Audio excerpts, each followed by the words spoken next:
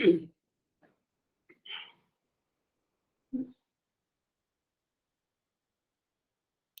morning. Good morning, sir. Welcome you all.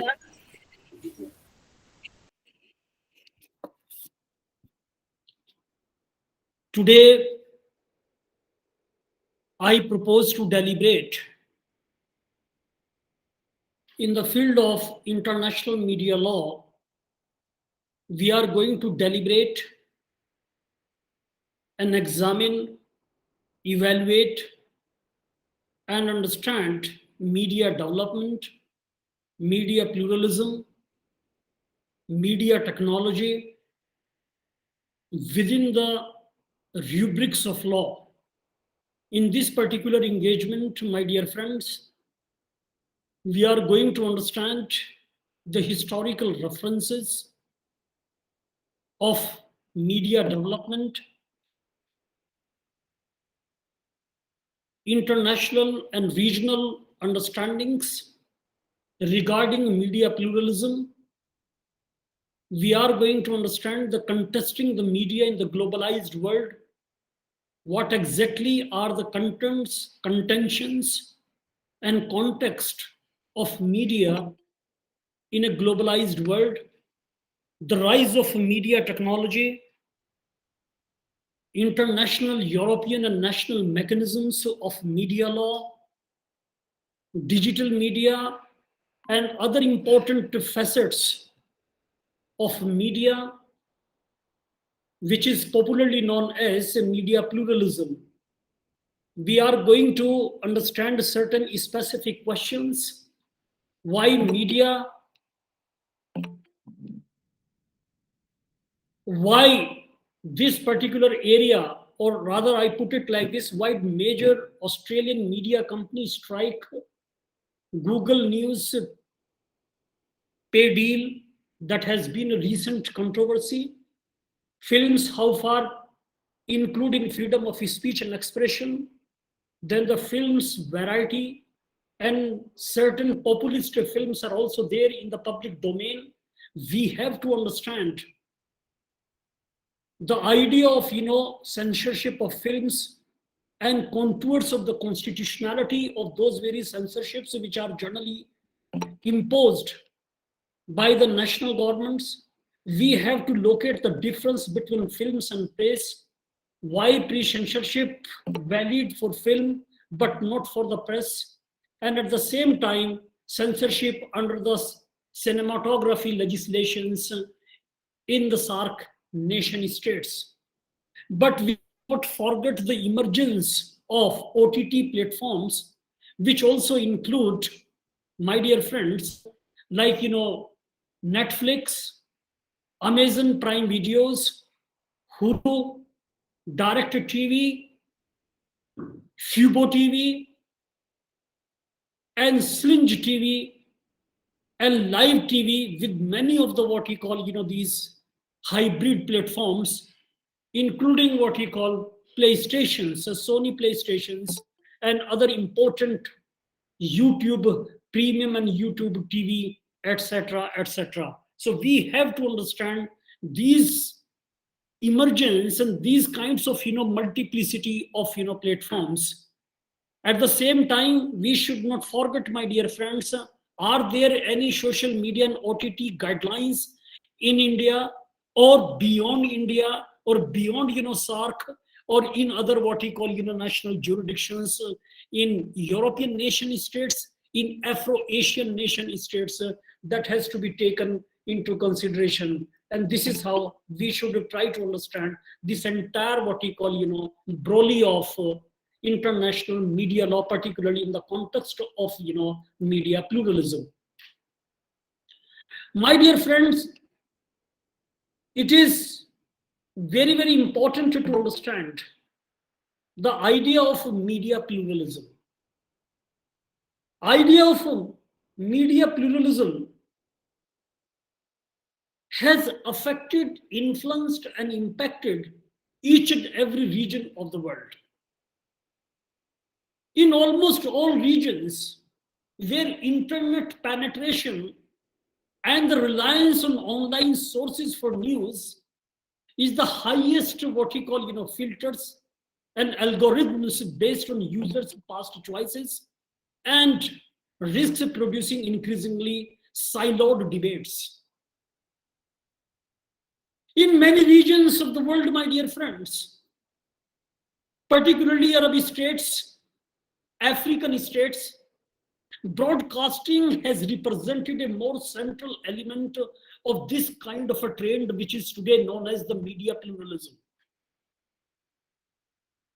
At the same time, my dear friends, we have also been witnessing polarization, especially in countries where liberalization has led to increased sectarianism and capture of the media by competing political actors. And South Asian nation states or the South Asian jurisdictions are not an exception to this kind of international trend. However, some elements of this fragmentation have also occurred at the infrastructural level. And this is what we have also been witnessing in South Asian nation states. This kind of a pattern of expanded mobile update has been taken place through zero rating, in which internet or mobile service providers allow users to access specific content or applications without countering towards the user's data cap, particularly in emerging economies. Therefore, my dear friends, just as the growth of online media was first perceived as a boon for media freedom, possibilities brought about what digital communication seemed likely to slant in favor of, my dear friends, media pluralism. However, or as of now, the reality is more nuanced, I should say, about any digital communications. At the same time, to some degree, that remains volatile, uncertain. It has been, as I have been submitting, and I have also submitted this kind of a line of argument on the previous occasion, my dear friends. Pluralism or the media pluralism relates to choice or choices and diversity, and to issues such as concentration, centralization, monopolization of media associated institutions or media induced organizations. Therefore, we can say, my dear friends, media pluralism can be evaluated through the lens of many dimensions. Many dimensions or requirements. Number one is, suppose pluralism should be reflected in a wide array or plurality of sources for news and information. Therefore, providing a vibrant marketplace of information and ideas to inform public dialogue, discourses, and public debates. Second important point that comes to my mind is, so far media pluralism is concerned, we can perceive media pluralism through the lens of accessibility, which, my dear friends, depends as much on the availability and affordability of physical infrastructure of communication. I can give you certain important examples when we are talking of the infrastructure of communication, like smartphones, like television, like radio, and other important what we call instruments over the years which have emerged in the public domain, and other important electronic and communication gadgets. As it does on the content what we call itself, my dear friends, another important point which I would like to bring to your kind perusal, and that is, genuine pluralism depends on a diversity of perspectives and opinions.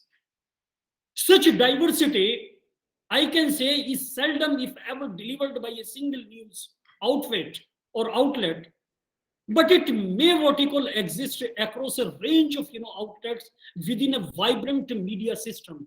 And this diversity of perspectives, my dear friends, And content should similarly meet the needs and interest of a diverse audience, including women, youth, communities, societies, and linguistic and cultural, what you call, minorities.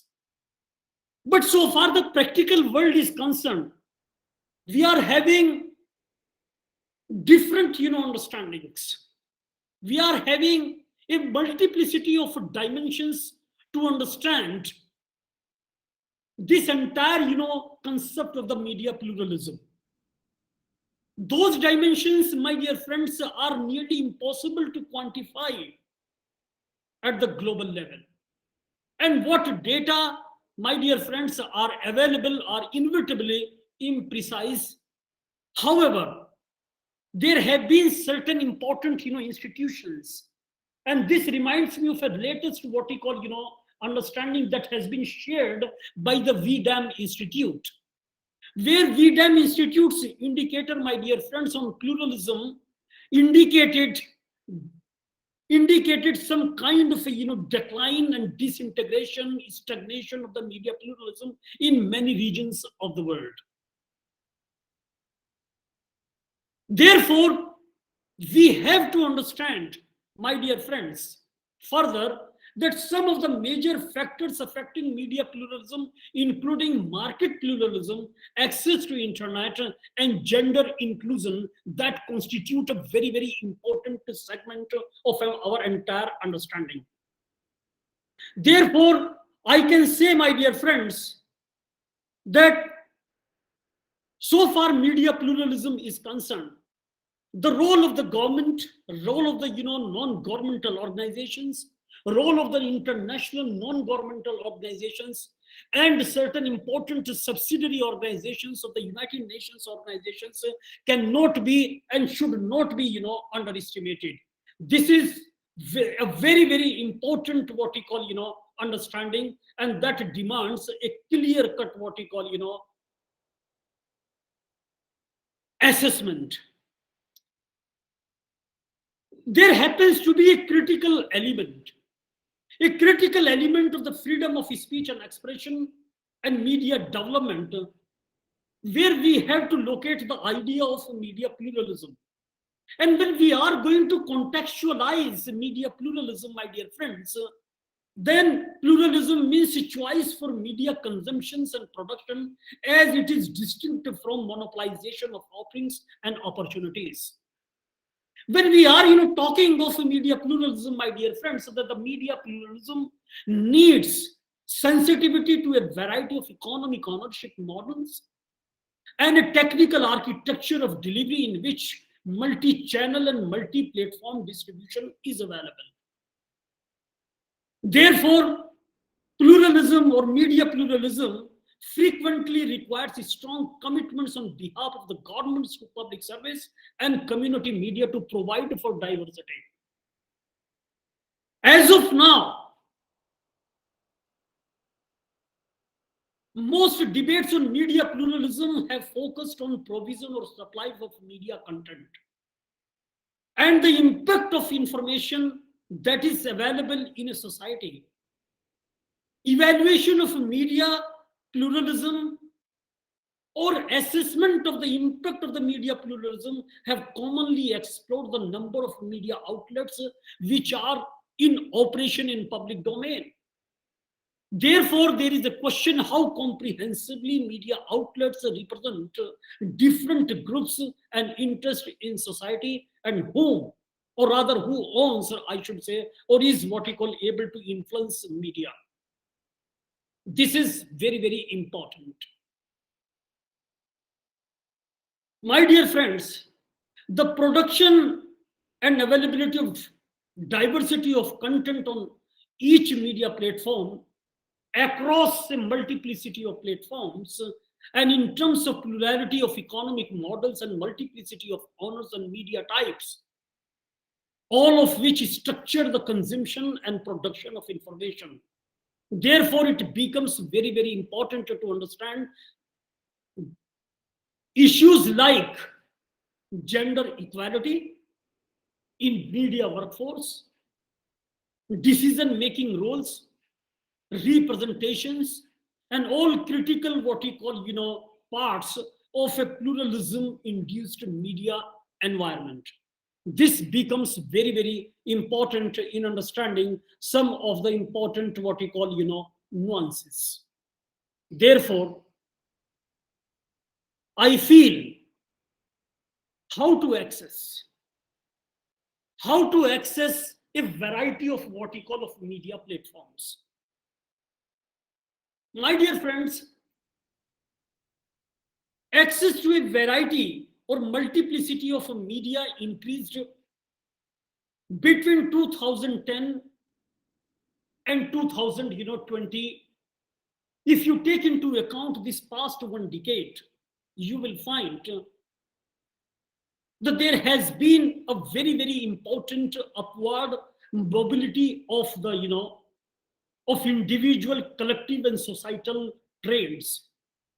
Despite the notable differences across regions, this growth, this proximal mobility has corresponded to significant changes in how users conflate, I should say, old and new what we call media for accepting and accessing news and entertainment items. The internet has registered the highest growth in users. And right now, each individual, including ourselves, have become internet savvy guys and dolls. We have become almost well versed. If you leave the technical part alone, then so far the operationalization, so far the access and how to operate, how to what we call functionalize, how to use electronic gadgets and internet technology and algorithms, what we call driven softwares in our programs, in our applications, in our softwares, we have been, or rather we have become internet savvy. And therefore, my dear friends, we have been witnessing the highest registered growth of internet users, especially in those regions that have historically lagged behind, supposedly by massive investments in infrastructure and significant uptake in mobile usage. However, television continues to be the most popular medium, even if online media platforms have significantly eroded its prominence. Consumption of radio and newspapers has been the most significantly adversely affected platform by these very what we call trends. Therefore, it becomes very very important, my dear friends, so far consumption of journalism, whether the form is audio or audio visual, text or image, is increasingly taking place through internet platforms. And this is the most important what we call understanding over the years what we have been witnessing in this kind of technological advancement. Therefore, if you compare, if you have some kind of understanding regarding internet and how internet has been influencing our day-to-day life, then the last one decade is sufficient to indicate that what has been the contributions of internet in our day-to-day life. In the last decade, my dear friends, last 10 years have almost what we call witnessed accelerated international commitment towards providing internet access for all. Most prominent are the, my dear friends, United Nations Organization's 2030 Agenda for Sustainable Development Goals. Particularly the work of the Broadband Commission for Sustainable Development, that is generally co-chaired by UNESCO and the Internet Governance Forum's intersessional what we call work on connecting the next billion population. Therefore, access to internet has steadily increased in the period covered by the last one decade, and that should also form the part of our entire understanding. And that is, I mean, the last one decade is an indicator to understand the different what we call nuances of internet what we call growth as well as accessibility. If you take into account the docking, or you may call it a docket of the 6 undersea cables, my dear friends, in East and West Africa, that has been what we call there between 2009 and 2000 what we call 15, for example, has had dramatic effects on the availability and affordability of internet connections in the years covered by this particular period. Africa has been, my dear friends, one of the most important continent with the highest growth of internet users. I am quoting this particular figure from a very, very important report, my dear friends, that has been released by the International Telecommunication Union, ITU.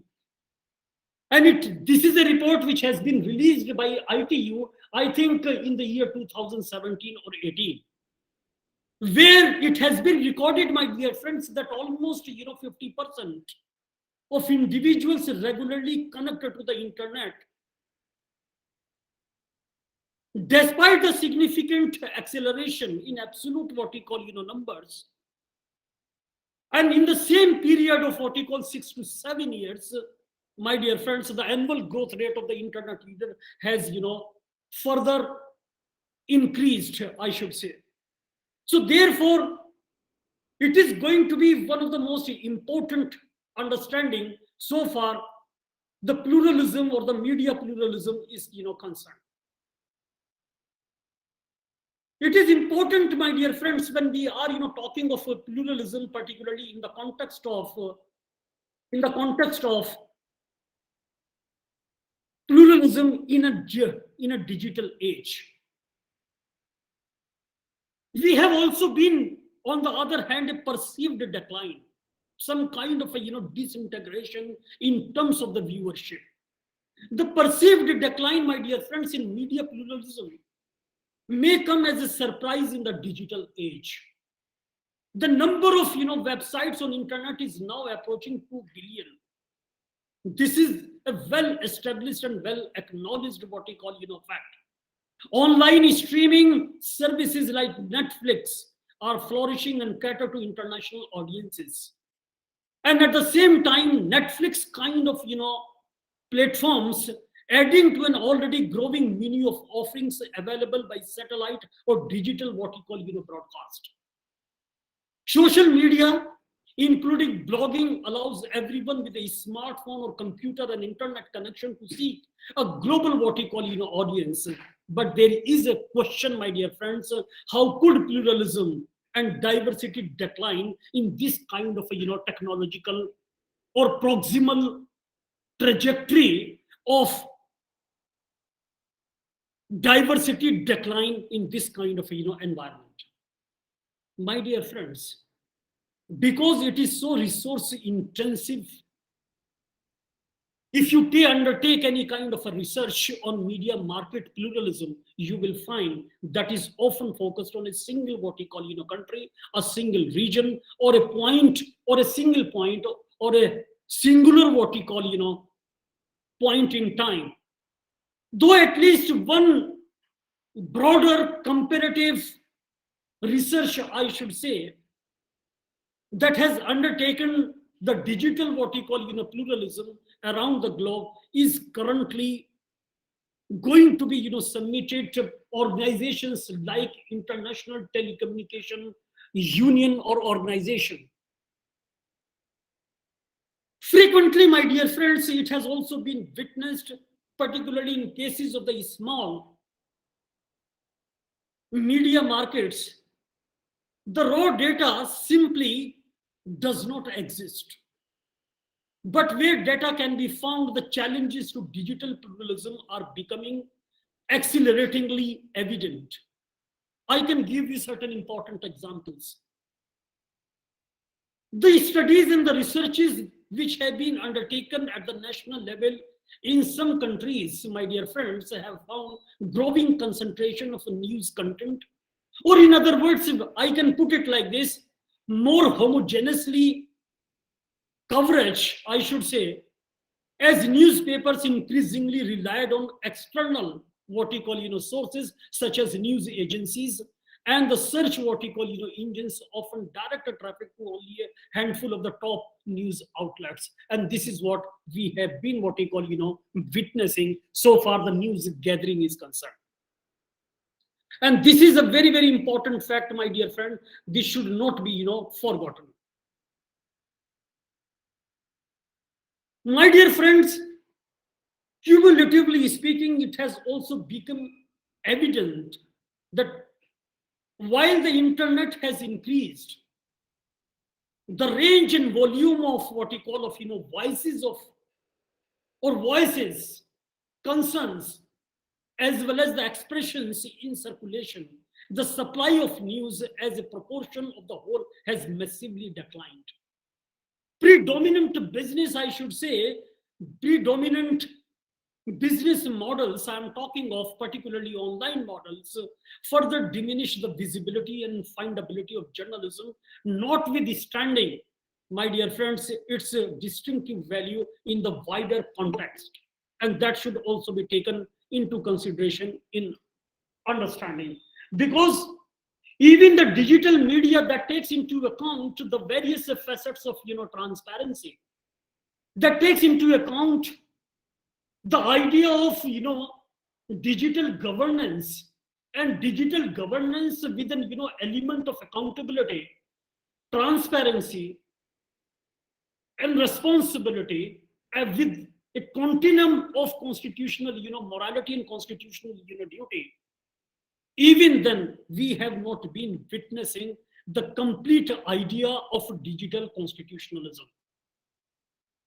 My dear friends, it requires, because the digital platforms are also suffering from the crisis of credibility, because the greater transparency from the large internet companies will also be necessary to thoroughly evaluate and diagnose pluralism or media pluralism, because the pluralism is a guarantee for non-conformity. That is one of the most important elements which I have also talked in one of my blogs that was published, I think, in 2019, where I have evaluated the entire what we call media pluralism and the entire concept of pluralism, particularly in the multiplicity of the digital platforms in an age of digital diversity of platforms. But what I have found is a crisis of credibility. My dear friends, there have been certain important studies and researches which I have also consulted when I was writing this particular blog in 2019.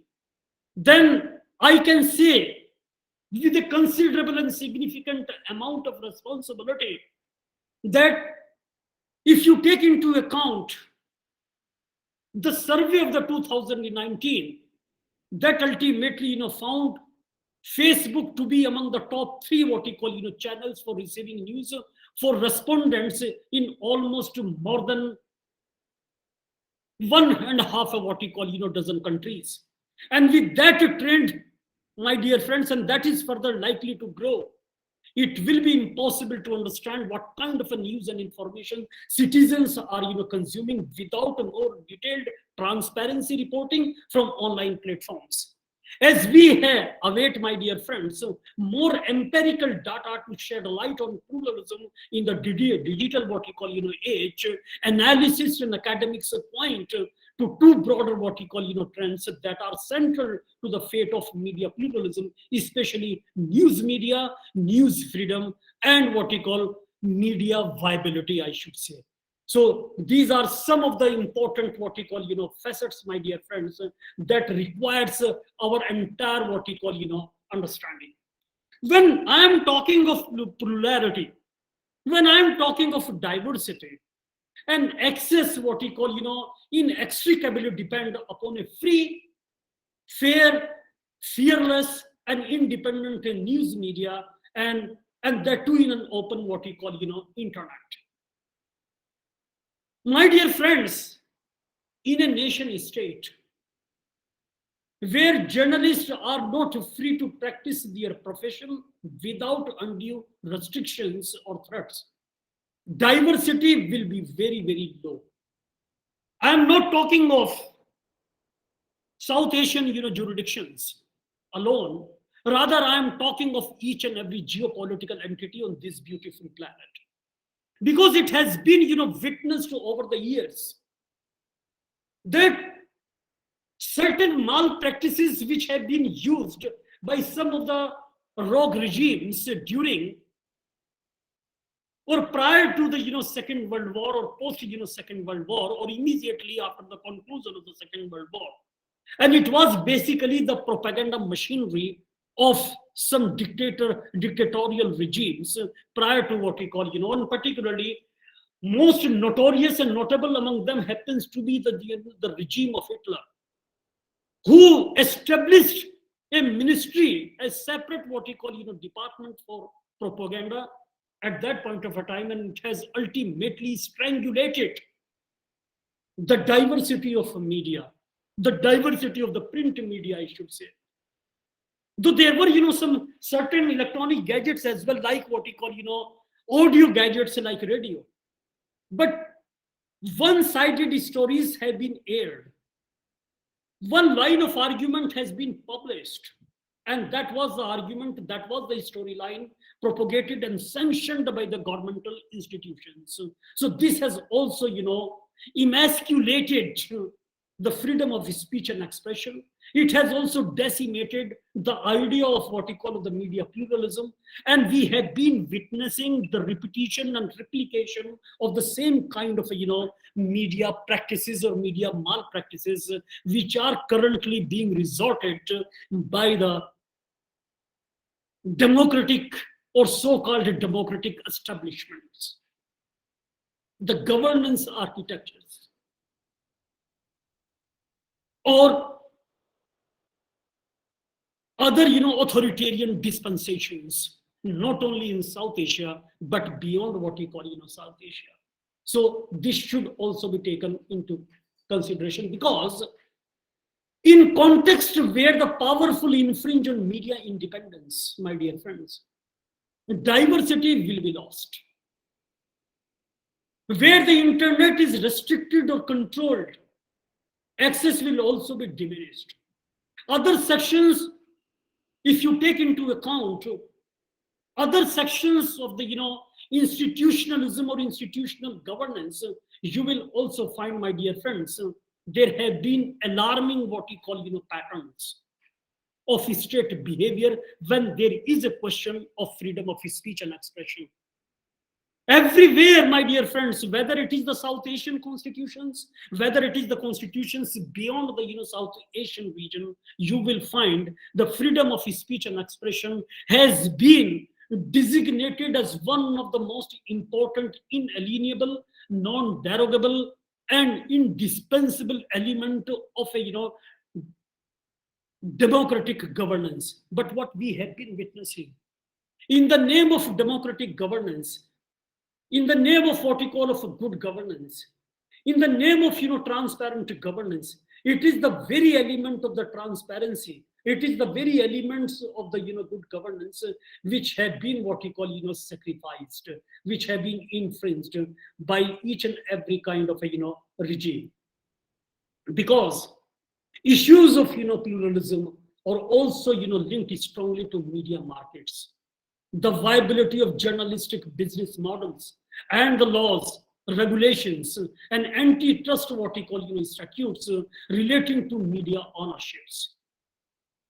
If you take into account, my dear friends, as it has been what we call ordained, and there is a consensus on this particular point, which has also been propagated by many of the what we call stakeholders, including what we call journalists, and it has been recognized that the idea of good journalism, the idea of transparent journalism, the idea of accountable journalism, the idea of responsible journalism, the idea of diverse journalism is a guarantee for a, for a democratic way of life. Therefore, it is worth recalling, my dear friends, that pluralism encompasses and encapsulates the recognition of public, private, and community media sectors. Not only are all three what you call affected by the viability crisis, credibility crisis, with non-committant impact on their contributions to journalism, but the distinctiveness, my dear friends, between or among these elements, or between news and other forms of content, becomes blurred in online contents and feeds. So far, the consequences of this kind of a trend is concerned. Among the threats to media pluralism, my dear friends, therefore, is the unprecedented concentration of power in the hands of the certain important companies. And what we have been witnessing at international level, my dear friends, that is very, very alarming, and that in recent years has also attained some kind of a crisis of proportions. And these crisis of proportions must be understood within the while locating the behavior of the two important companies at international level, that is Metaverse and Google. Recently, the Facebook, Mark Zuckerberg has also changed the nomenclature or the name or the brand of his company, and now the Facebook has been brought under a what we call the parent company, and that has been designated as Metaverse. That is one important company at international level that has been what we call guzzling all kinds of secondary media platforms. It has what we call monopolized. It has also what we call requisitioned, I should say, the companies what we call like WhatsApp and other important subsidiary organizations, which have been monopolized by Metaverse, including Facebook. Then the other company, the second important company at international level, happens to be the Google. That has also acquired most of the applications or softwares which have been developed by some independent or freelancers, freelance entrepreneurs, I should say. My dear friends, the precise characteristics or the precise character and the scale of that dominance is under what we call dispute. My dear friends, it has been a major what we call controversy, a major what we call debate in over more than 100 platform regulations or regulatory inquiries, reviews, even proceedings worldwide when we are talking of these two important companies. My dear friends, there has been a study that has been conducted in the year 2020, and as per the report of this particular study, some national level researchers have confirmed that the metaverse and its properties command the majority of the total time spent on social media. On the other hand, if you take into account Google has a majority share of search what we call advertising market, while data on computer, particularly I am talking of those very companies which have been indulging in online marketing, then the traffic and internet users time is hard to find. Antitrust cases in several countries depict a similar what we call level of gatekeeping power. The indispensability, my dear friends, of the Meta and Google, or Metaverse of the Google, so far these two companies are concerned, in several countries depict a similar kind of a picture. And these companies have also been affecting on daily basis the lives of billions of people. And their lives, it translates into opportunities to collect more user data, which in turn is used to sell targeted advertising. So they have been, generating. And my dear friends, I can share at this stage my own personal experience. Since last, for the last 3 days, my dear friends, my son is, talking of PlayStation 5, PS4. I am also having a phone that is a Samsung phone, my dear friends. And it was, I was not in operation, but it was, internet connected. And it was lying on the bed, and I was, talking, and on daily basis, my son is, almost consuming more than 15 minutes a daily exclusively, and he's concentrated on PS5. So what I have, seen today when I was, browsing some of the, websites in my, phone, what I found, the majority of the, advertisements of, was, about PS5. I was taken aback that I haven't, Googled anything. I haven't, collected any kind of an information about PS5. It's a Sony product. But why there is a, advertisement, a lot of advertisements are coming about PS5. It means these electronic gadgets, these internet related or well connected, gadgets are having some kind of a, snooping application. When I haven't, Googled, I haven't what you call, searched anything on my laptop. My wife hasn't what you call, Googled anything relating to PS5. Why there are a lot of advertisement? So that had created a doubt in my mind that why we are surrounded by internet, we are surrounded by what you call these kinds of, technological gadgets. So it means that some applications are inbuilt which are not shared by the consumers, customers, and clients by the by companies like Samsung, Apple, and other important advanced or Android manufacturers of the phone. So they are not sharing. It means some kind of snooping devices have been installed clandestinely in these kinds of smartphones. So you have to be very careful, including myself. So basically these technologies, these algorithmic applications, when we are interacting and using these kinds of words like PS5, like what we call Apple iPhone, if we are repeatedly speaking in our household and resorting to this kind of conversation, and our phones are lying beside us, it means we are being, our words, our expressions are under surveillance. So we have to be very careful while using these kinds of gadgets. It is very, very important. And this has been my personal experience on these kinds of platforms. My dear friends,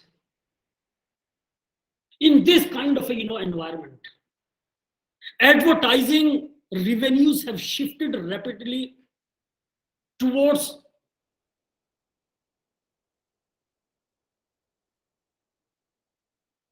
internet companies and away from the news outlets. Then what does it mean? It means, my dear friends, less choice for news consumers is there. In the last 1 decade, my dear friends, the global newspaper advertising revenue dropped by half, I should say. When analyzed over the past 1 decade, that loss is staggering, almost 2/3. Nevertheless, my dear friends, deficits in news supply and journalistic pluralism The vast majority of the people in many countries turn to television and radio as their primary source of news and information. And even in greater numbers during the what we call the global pandemic or COVID-19. As such, it is important to point out at this stage, my dear friends, that the migration from analog to digital broadcasting systems bodies, or that embodies, rather I should say, well for media pluralism in the broadcast field, depending on how it is managed, particularly so far the digital television is concerned, because the digital television, my dear friends, has more spectral efficiency, I should say, than analog. It means more channels. Although many taken by the entertainment, what we call programming rather than news, can be achieved in a given spectrum of the broadcast frequency. Meanwhile, viewership of the satellite television has begun to wane around the world, but remains a source of news and information dissemination for many of the what we call news consumers. So this is a very, very alarming what we call trend in terms of the decline in the decline in the generation of what we call the internet related revenues. There is another important facet, and that is social media. My dear friends, the social media platforms and internet governance receive a greater deal of attention in the current circumstances. The regulation and the policy, what we call directives impacting spectrum management and satellite television could still be marshaled to have a positive impact on media pluralism in many parts of the world, independent of the many what we call volatilities regarding internet and platform governance. But at the same time, my dear friends, the pattern for video and audio consumption is increasingly one where the suppliers of the news and the consumers of the news in these kinds of models are being, I should say, disenchanted by the internet gatekeepers with interest at the same time, interest other than the what we call promoting journalism. Because the media pluralism, my dear friends, in this particular environment may come to exist off-field and marginal to the real game, where news happens to be a very, very minor what we call player. But at the same time, the game whose business attracts and channels attention, and which what we call generates immediate what we call resources. So this has to be taken into consideration. But the larger what we call question that remains to be what we call attended in this kind of a environment which I have presented for your consideration is how to access internet, and what is the threshold of access to internet that has to be taken into consideration, because this reminds me of a very, very important sustainable what we call development goals incorporated in the United Nations sustainable development goals, or SDGs, that has presented an agenda for the international what we call priority before the community of the civilized nation states by the year 2030. Then there happens to be a target, the target number 9, I should say. So what does it mean? So we have to take into account that very target, and that is relating to how to access, how to ensure a very viable threshold of accessibility to the internet that has to be taken into consideration.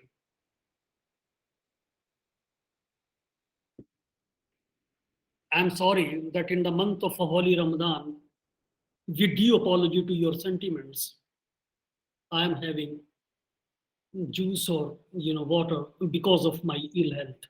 So I really tender an apology, and I respect your sentiments. I seek your forgiveness.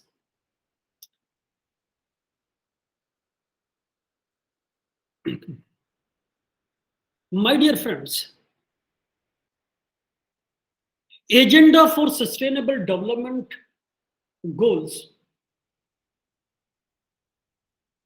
directed to significantly increase access to information and communication technology. Agenda for Sustainable Development Goals, my dear friends, strives to provide universal and affordable access to internet. And it also strives at the same time that this increased threshold of accessibility must also be further what we call emphasized in the context of the least developed countries.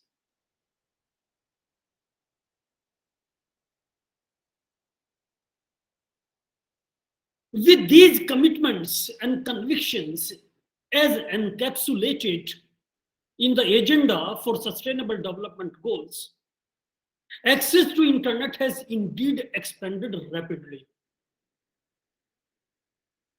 Rapidly in the sense that from approximately 30% of the world's population in 2010 to over 50% what we call population in 2020.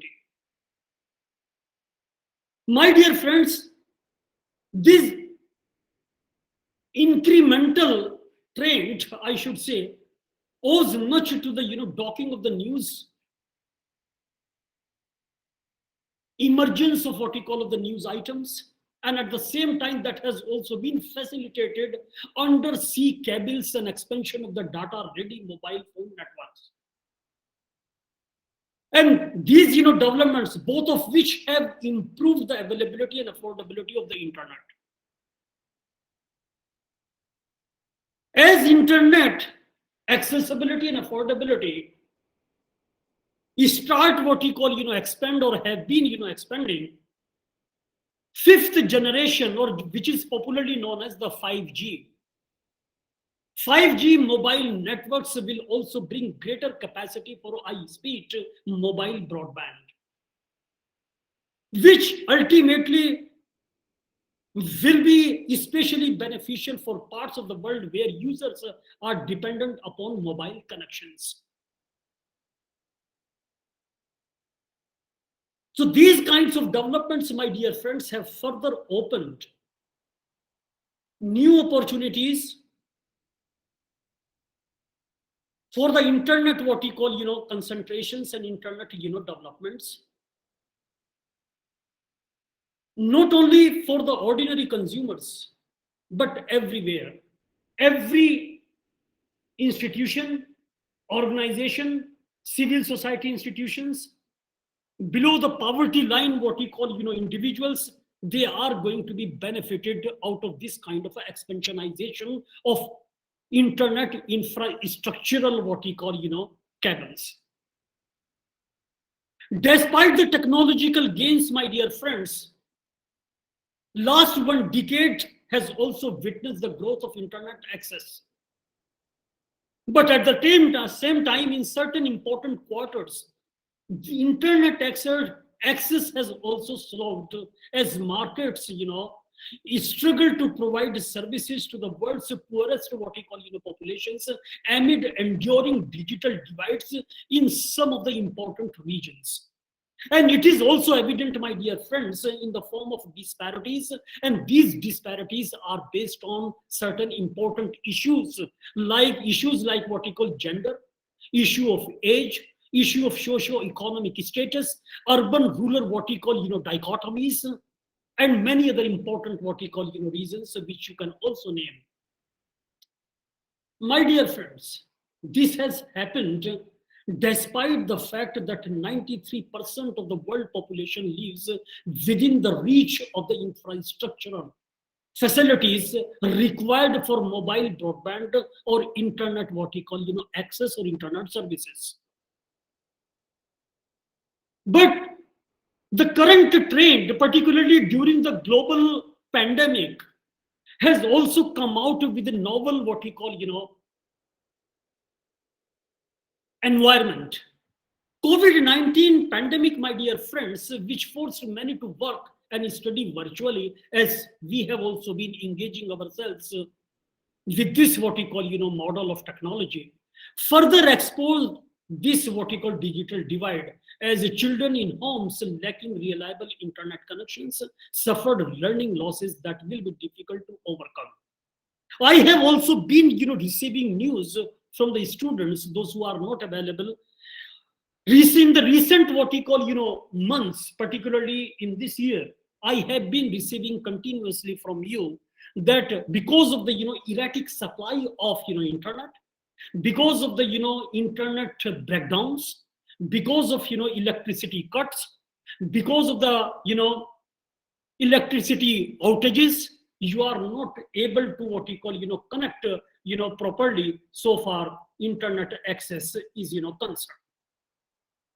Therefore, this has also this kind of a erratic supply of internet connectivity or reception of internet connectivity has also jeopardized and presented a very important digital divide. My dear friends, numerous barriers continue to perpetuate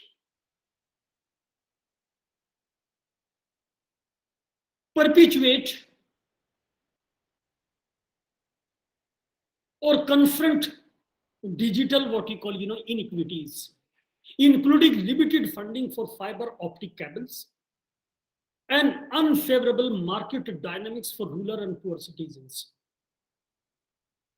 While many private what you call companies currently lack the what you call incentives to connect the last what you call billion, the United Nations Secretary General's what you call roadmap has also been there in the public domain, which is popularly known as the digital cooperation roadmap for the digital cooperation. And under this particular roadmap, it has been laid out that there are as many as 5 important commitments which have been contemplated by the Secretary General for achieving universal connectivity by 2030, as per the sustainable development target number 9 subclause C, I think. So that should also be taken into consideration. And these, my dear friends, these commitments are also include comprehensive connectivity plans, regulations to create a better enabling environment for small scale what we call providers, including broadband what we call broadband cooperatives to lower what we call cost, or with lower cost, with affordable cost, so that the people should be benefited out of this particular trend. But we should not forget, my dear friends, at the same time, if I start what we call evaluating continent wise, then in Africa the significant digital gap to overcome is linked to high what we call high cost, as well as the gender inequalities in the digital access. According to data that has been gathered, we find, my dear friends, particularly in 2020 alone, it has been what we call axiomatic from this data that the cost of internet access has decreased significantly in some African countries. But this particular region still has the most expensive internet in the world. Another large what we call driver of the digital gap in Africa is the mobile gender gap. There has been a project,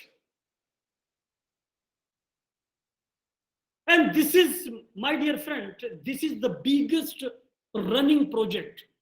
For the last more than 5 years, this project study is going on, and it has been what we call, this is a project which is monitoring, my dear friends, the role of gender, the location of gender in the monitoring of international media or the media around the world. And this is the report of what we call of this gender monitoring what we call media. And this has been identified in the year 2020 that women are 7% less likely to own a mobile phone.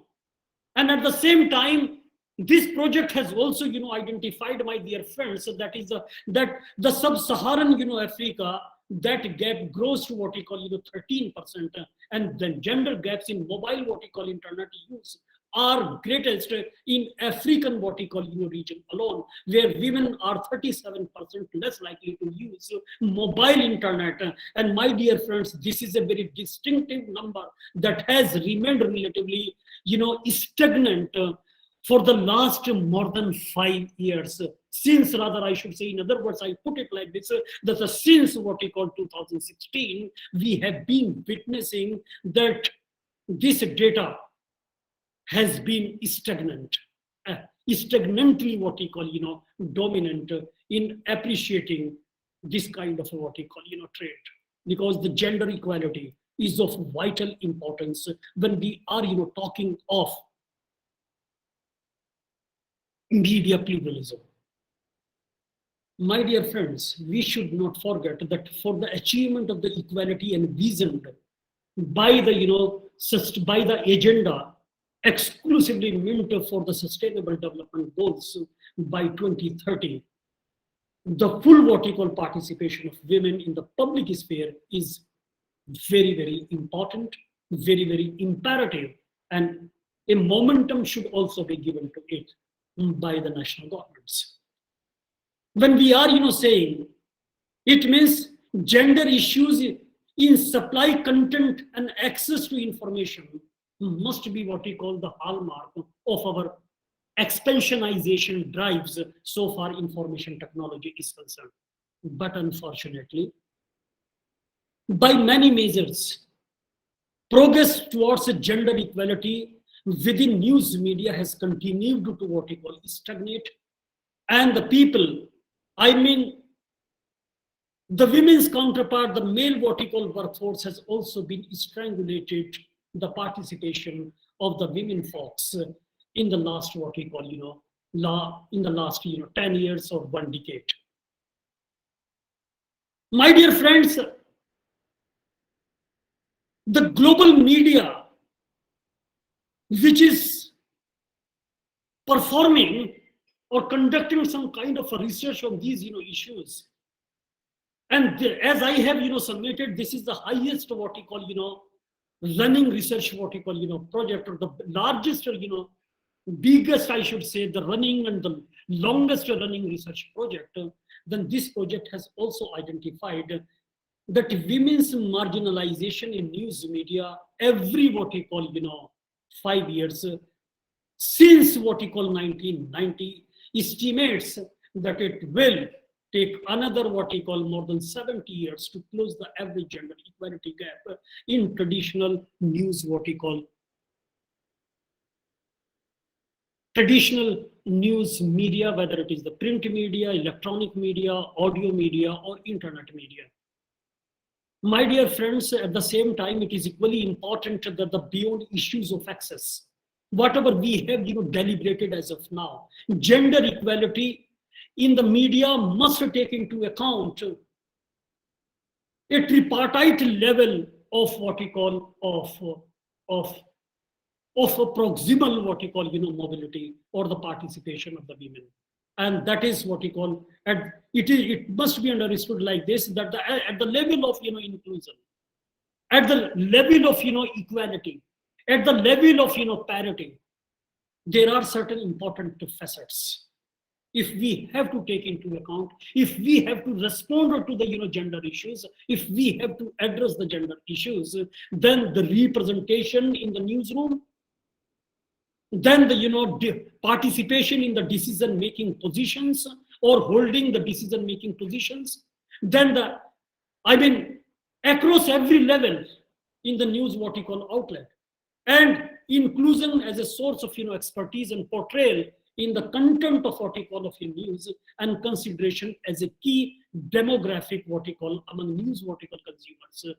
Research and assessments further on gender inclusion therefore seek to understand the equality gap in these multiple and interconnected what we call characteristics and facets of news dissemination. That remains a very, very important inevitable requirement if we have to what we call address gender issues. Because the gender equality, my dear friends, or the gender equality gap in news media was laid bare during the COVID-19 pandemic. Global COVID-19 pandemic, my dear friends, has also substantiated the true commitments. They have also exposed, rather, a global pandemic has also exposed the true face of these, media houses. While labor force statistics show, my dear friends, that approximately half of the health specialists are women. Women accounted for just 27% of the health specialists cited and what we call referenced in thousands of what we call of the coronavirus stories reviewed by many research what we call projects. A study by the International Women Media Foundation, my dear friends, similarly concluded that women were marginalized as both sources of news expertise, as news what we call protagonists in the coverage of the global, the COVID-19 global pandemic. At the same time, we should not forget that the International Federation of Journalists, it's a very, very credible what we call agency in the coverage of what we call of journalists and their what we call safety, found that the women journalists were inordinately influenced by the pandemic and reporting negative consequences, negative outcomes on their work life balance or work responsibilities, and therefore it has also subsequently and consequently, rather, as a corollary of their workforce, it has also impacted their monthly salaries. And this should not be forgotten, because this has also been done as a disservice to the cause of women journalists. That should also be understood. Unfortunately,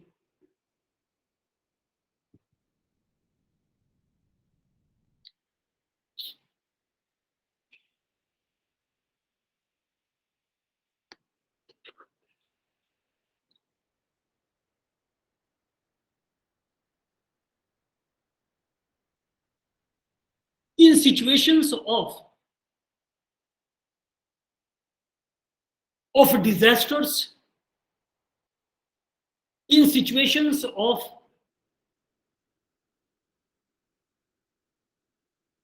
armed hostilities, as we have been witnessing in the current war that is going on between Russia and Ukraine,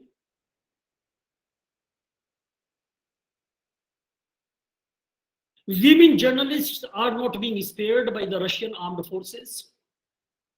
Even some of the journalists have also been apprehended by the Russian police force in Russia.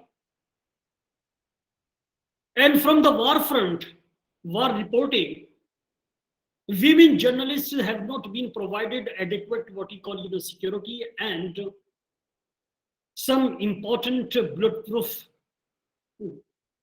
jackets and gadgets. In situations of the seismological imbalances, earthquakes, women journalists have been at the forefront and they have reported. In the current scenario, women journalists have been taking up all kinds of reporting. But the crime against journalists, including the women journalists, have not been scaled down. They have become the regular victims of the armed forces, police forces, even during the peacetime, during the wartime. Therefore, it has been emphasized. It has been disaggregated, I should say. And if you undertake and try to study the disaggregated data on these kinds of topics, then we find very scarce data, especially in data sets that are what we call comparable across countries and over time. Where data do exist, my dear friends, however, the trends across all these aspects are discouraging. Women continue to be underrepresented in news organizations at leadership levels. And on the hard news, such as the beats related to politics, war, we find very less what we call representation of women. Both qualitative and quantitative studies of the news content, my dear friends, depict persistent biases, prejudices, and preposterous arguments in women's representation when it is contended. Relating to the gender gap in women representation in newsrooms and news content, my dear friends, the gap in news, what we call, or women's access and use of news is likely smaller. Time and again, studies specifically designed to assess the scale, causes, and consequences of the gender gap among news audiences have become rare. Particularly with the existing studies quickly becoming dated. One measure of the gender gap among news audiences comes from the World Values Survey that I have recently what we call consulted, and this is a global what we call survey conducted every 5 years by a networks of what we call of researchers. That data shows, my dear friends, that the gap is largest in newspaper readership and smallest in television viewerships. Analyzed in this particular conjunctions with data on news what we call content, researchers have found a significant correlation between lower representation of women in news and lower female news what we call readership and viewership.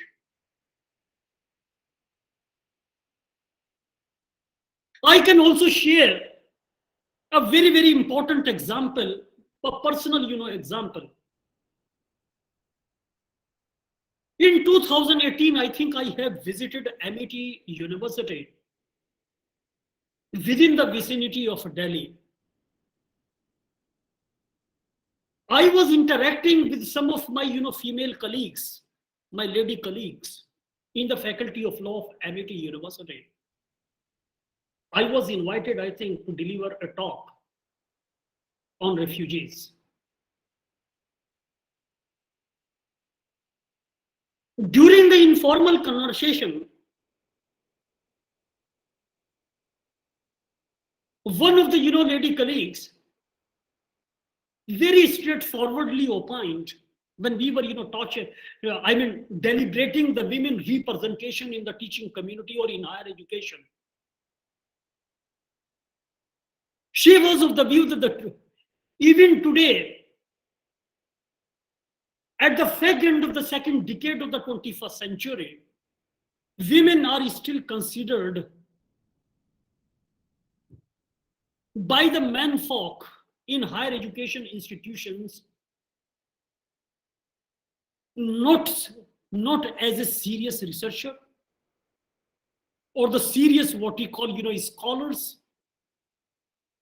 And the women what we call teachers in higher education have also branded as having an ornamental value. This really pained me. Because I am of the view, whether it is the news media organizations, my dear friends, whether it is some other important organizations specializing in different what we call academic pursuits or scientific pursuits, the contributions of the women cannot be forgotten.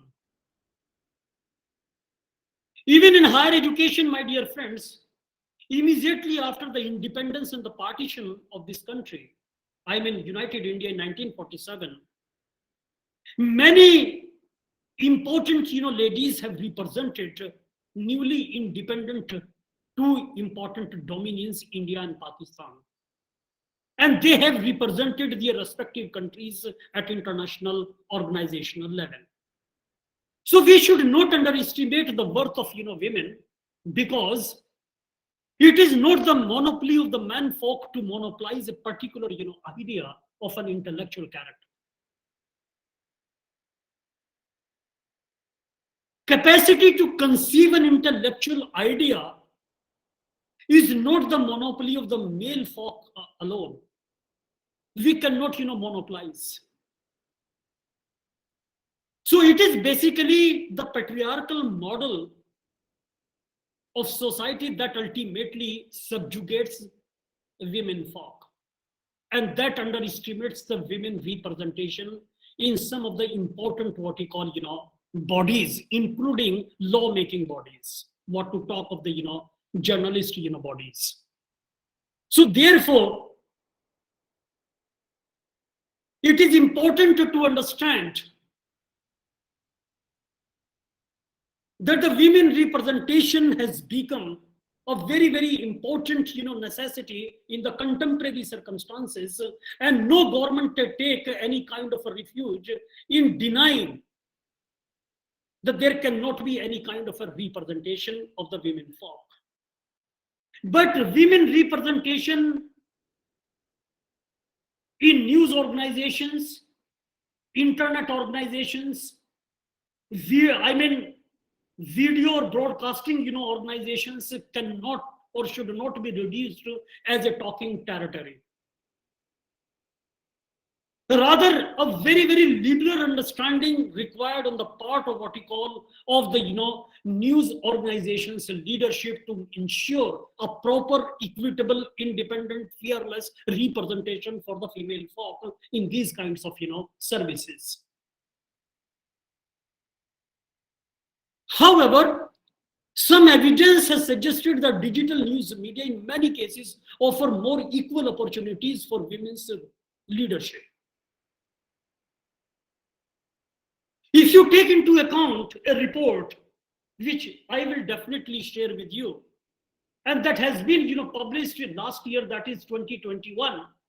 In this particular report, it has been surveyed over 200 digital native media outlets across Latin America, Southeast Asia, and Africa, and found that almost 32% of the dear founders were women, even in markets where women's share of traditional media ownership was as low as 1%.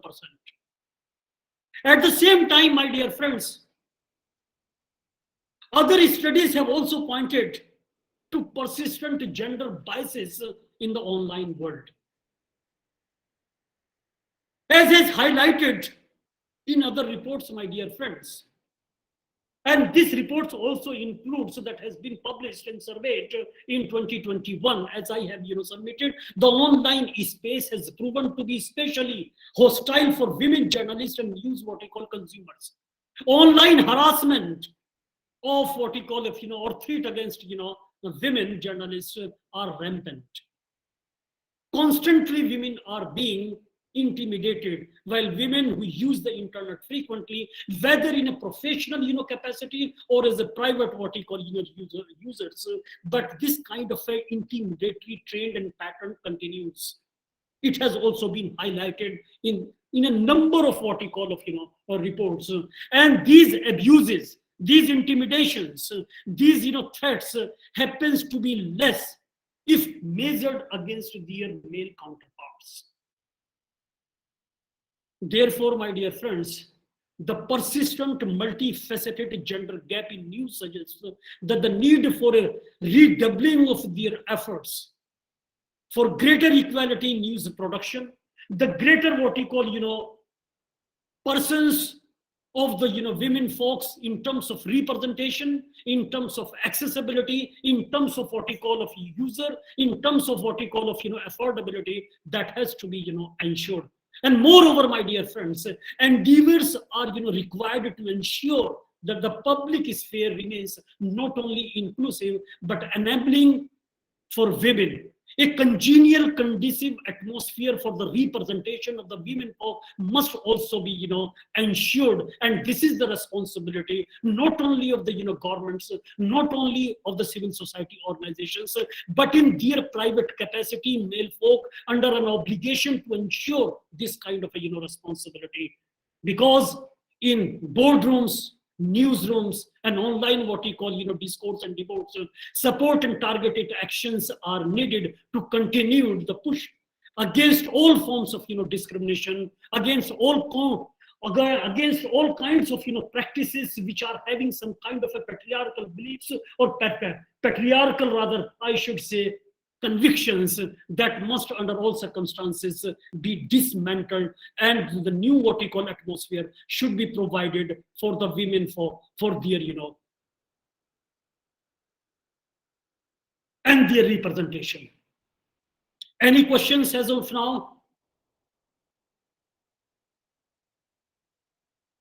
Yeah, please. You're most welcome if you are having some comments, observations, and other important, observations on your part. So I'm ready to welcome all your,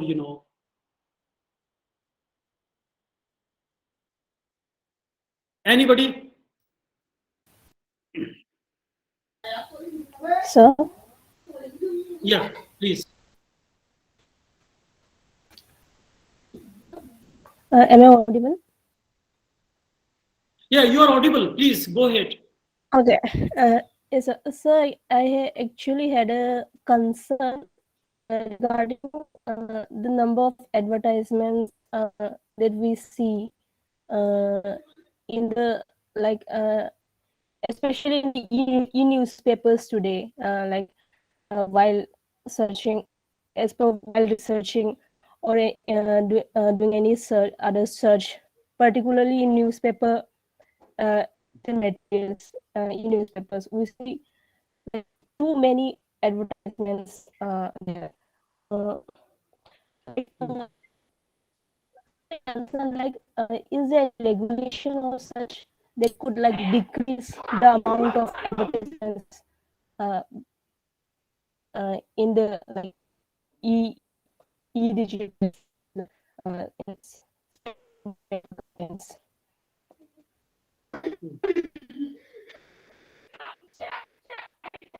Yeah, could you please reframe your question? Yes, I understand only one thing out of your observation, that we have been witnessing alarmingly a greater amount of advertisements in the newspapers. And that basically eroding the credibility not only of the news items of the newspapers, but that is also providing the less space for news, what you call, reporting. Is that your question here? Yes, sir, yes, sir. Yeah. Well, when we are talking of a shrinking space for news reporting or for the news space, and that is shrinking because of the aggressive advertising, and lot of space is provided to different kind of advertisements. The only purpose of the newspaper now, except what you call, there may be some aberrations, some exceptions are always there, but this is my well considered opinion, particularly in cases of vernacular press, that the vernacular press, it could be the local Telugu newspaper or the Tamil newspaper, Kerala or Malayalam newspaper, Hindi newspaper or Urdu newspaper. The amount of news space, there is no doubt that is shrinking. And one of the most important factors that could be attributed to this kind of a pejorative trend that is going on in the newspapers is revenue. Many news outlets, they are generating a lot of revenues, but at the same time they are also having some kind of a clandestine practices, and these clandestine practices are relating to not to provide transparency in the news, not to have independent reporting, not to have any kind of a knack for reporting real issues which are impacting adversely, which are relevant for the general masses, which are voicing the real concerns of the general public, just to have a different kind of a determination of news, digression of news, or giving some kind of a misdirection of news, or perpetuating the governmental agenda via these newspapers. They are reporting, and majority of the advertisements are also provided by the governmental agencies. So basically these vernacular press or the national dailies, they have become the mouthpiece of the government of the day in each and every geopolitical entity. In majority of the situations this has been witnessed. I am not at all alleging that the government is, you know, vitiating this kind of a, you know, trade. No, that is not my intention, because it is the individual responsibility of each and every news house. It is the responsibility as well as the duty of the, you know, corporate houses or the news houses who are running newspapers, to what extent they are going to be independent in their news credentials. If they have become, you know, complacent, if they have become pliant, they have become docile, and just to earn some kind of an additional revenue, they have submitted their credibility or compromised their credibility, it is going to be their what we call, you know, failure. Otherwise, it is very, very important, and it's a very good question which you have, you know, asked, that we have been, you know, witnessing a very, very negatively and flagrantly, I should say, you know, shrinking space for the real news, who are talking in terms of the real issues of the, you know, masses.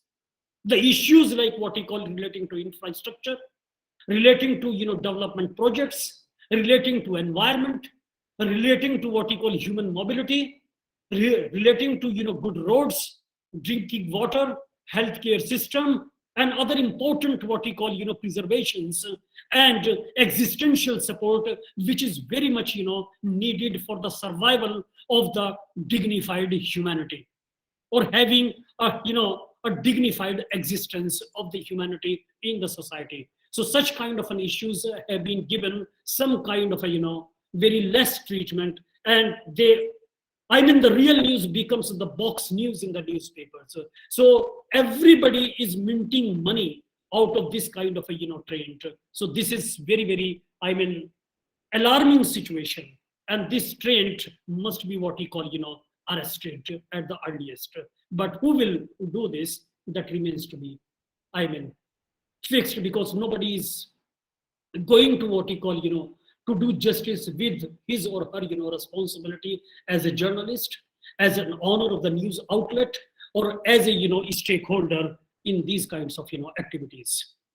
Any other observation? So, Yeah, please. so as you are referring the internet and Google, so I was wondering, the the consumers, I mean the internet consumers are are shifting their viewing observations or viewing uh, interest on Google or internet. So the like advertisers companies are finding new ways to follow or or a way to impact the traditional TVs or traditional channels or traditional OTT platforms. So what would be the impact of this OTT platform in the Southeast Asia platform or South Asian traditional channels or platforms? Thank you very much, Ms. Sumaya.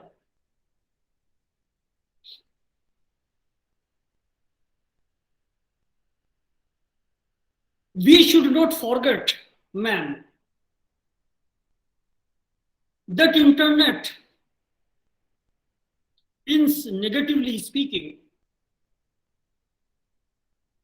has become a monster, and positively speaking, it has also become a benefactor. So far, the negative side of the internet is concerned,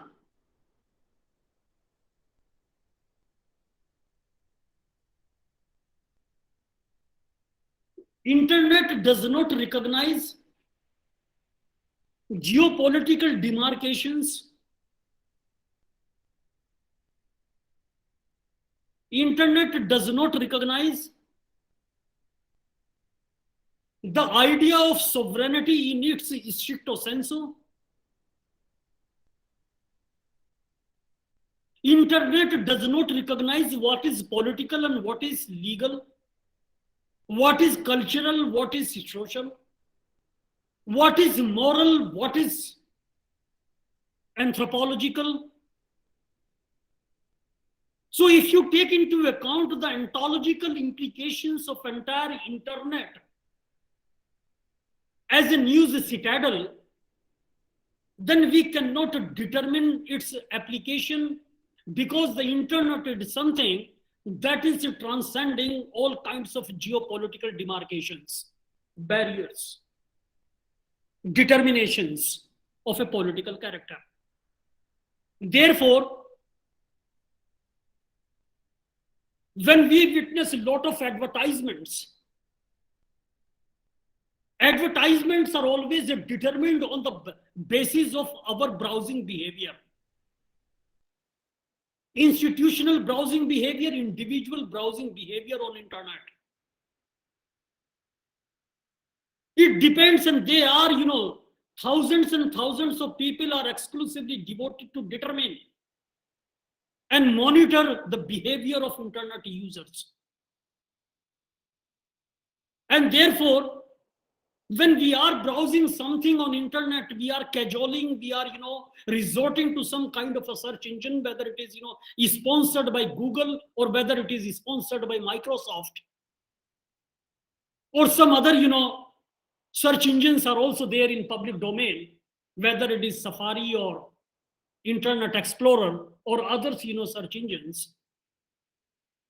There happens to be an army of experts who is determining individual internet behavior exclusively on the catchwords or the catch data, or cached what we call data that is stored in the browsing history. They have been determining our behavior. On the basis of that, they try to offer advertisements. They try to offer what we call viewership on OTT platforms.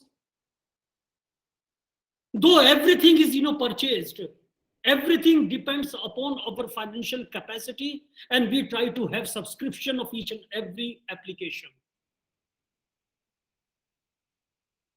So in such a situation, we cannot underestimate, despite the fact there are bans, there are regulations, there are monitoring, there are independent regulatory institutions which have been established by the national governments to regulate internet activities or the net activities in their geopolitical entity. Even then, we are free to browse anything which is available, provided we are having access. We are having affordable access, and the threshold of accessibility is also there. Then we are free to cajole anything. So in such a scenario, Ms. Sumaya, my contention would be that internet has really given space to a new kind of a perception and new kind of a luxury that is known as the media independence. Whatever may be the regulations, on daily basis, national governments have been banning number of websites. I mean, the pornographic websites, the websites which are detrimental to the national security, to the territorial integrity of a geopolitical entity. All kinds of these kinds of websites are being banned on the daily basis by the national governments. Even then, we are able to access them. So in this kind of a scenario, you are in a better position to frame that very response, because response to your question is multifaceted. So no single answer is possible so far your inquiry is concerned. So you have to frame your own response out of this entire gamut of ontological engagements in the canvas of of internet liberty. Any further observations, Ms. Sumaya? Sir, thank you for your explanation.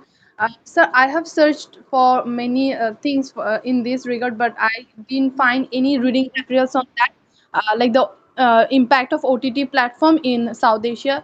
So, can you please suggest me or refer me any reading materials on that?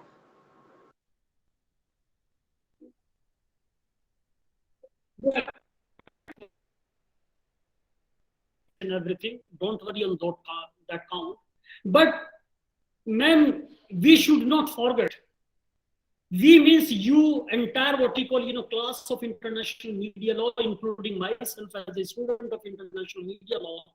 This is my well-considered opinion that for a while, for ephemeral time frame, we can ban OTT platforms in Southeast Asia, in South Asia, or in Central Asia. But even then, there are rooms for accessibility. And impact, so far, the impact of what we call, OTT platforms on the minds of the people who are living in Southeast Asia or South Asia, people are, researching. You can also be a researcher on this particular, point. You can also write 1,000 words or 1 lakh words on this particular, research. And that depends what kind of a research question you are going to formulate, what kind of a research question you are going to frame.